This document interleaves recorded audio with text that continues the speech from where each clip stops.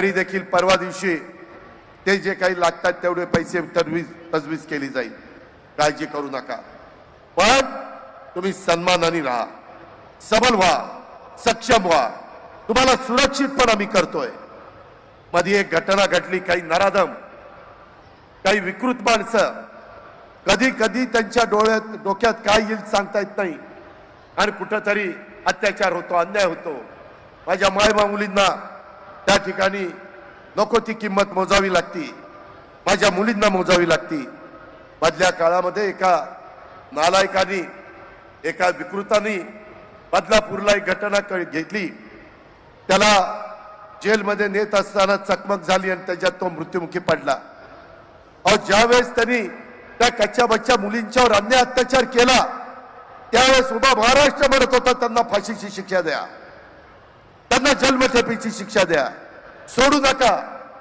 आणि ज्यावेळेस आमच्या पोलिसांवर त्यानं गोळी झाडण्याचा प्रयत्न केला, त्यावेळेस स्वसंरक्षणाच्या करता पोलिसांनी गोळ्या झाडल्या, त्याच्यात त्याचा दुर्दैवी अंत झाला। तरी देखील विरोधक त्यांची बाजू घेतात। चौकशी होईल ना, आम्ही कुठं म्हणतो कायदा हातात घ्या, परंतु ते बदलापूर 9 तास बंद होतं, रेल्वे बंद होती। ज्या घरातल्या कुटुंबातल्या मुलीच्यावर, दोघींच्यावर अन्याय झाला, त्या कुटुंबाला काय वाटलं असतं? तुमच्या माझ्या घरातली मुलगी असते तर काय तुम्हाला मला वाटलं असतं? याचं राजकारण करता विरोधक, हे राजकारण। अरे निवडणुकीमध्ये आम्ही आमचे विचार मांडू, तुम्ही तुमचे विचार मांडा। जनता जनार्दन सर्वस्व आहे, कुणाचं बटन दाबायचं, कुणाला निवडून द्यायचं, कुणाला घरी पाठवायचं, हे घटनेचे शिल्पकार डॉक्टर बाबासाहेब आंबेडकरांनी संविधानाच्या माध्यमातून तुम्हाला तो अधिकार दिलेला आहे, वापरा ना।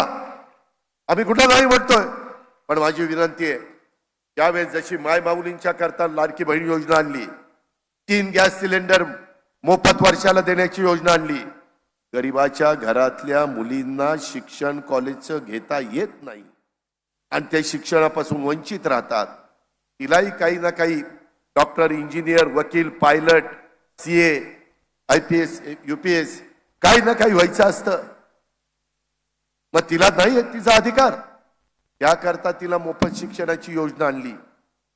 लेक लाडकी, जन्माला आल्यानंतर मुली 18 वर्षाची होईपर्यंत तिला टप्प्याटप्प्यात 1,01,000 रुपये देण्याची योजना आणली। काय वाईट केलं? गरिबाकरता आणली, सर्व जाती धर्माच्या करता आणली। त्याच्यात मागासवर्गीय आणि आदिवासींना तर योजना होत्याच, पण त्यांच्याकरता देखील माझी लाडकी बहीण योजना आणली, गॅस सिलेंडरची योजना त्यांना आणली। या योजना जात पात धर्म पंथ बघून आणल्या नाही, गरीब माझी महिला, माझी माय माऊली, माझी बहीण ते बघून आणलेली आहे। त्यामध्ये अल्पसंख्याक असा, सर्वसाधारण असा, ओबीसी असा, भटके असा, कुठल्याही जाती धर्माचे, मागासवर्गीय, आदिवासी, कुठलाही अशी एक देखील महिला माझी वंचित राहता कामा नये। आता मी जाताना येताना धनंजय, मी विक्रम विचारत होतो, तुम्हाला पैसे मिळाले का? त्याच्यामध्ये आमचा राजेश्वर पण होता, तोही विचारत होता।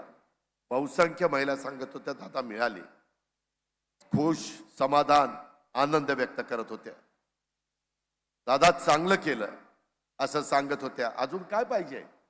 अरे मिळालेल्या सत्तेचा वापर हा सर्वसामान्य माणसाचे प्रश्न सोडवण्याच्या करता करायचा असतो। सत्ता येते, सत्ता जाते, ताम्रपट घेऊन कुणी जन्माला आलेलं नाहीये, हे आम्हालाही माहिती आहे। पण सत्ता असताना लोकांचंही हित जपलं पाहिजे, महिलांचं हित आम्ही जपलं। विरोधक टीका करतात, आमचं सरकार आल्यानंतर योजना बंद करू। का बाबा, काय वाईट योजना? का तुम्हाला बघवत नाही? का तुम्हाला मळमळ होती? गरिबाला पैसे जातात ते तुम्हाला बघवत नाही? तुम्ही लोक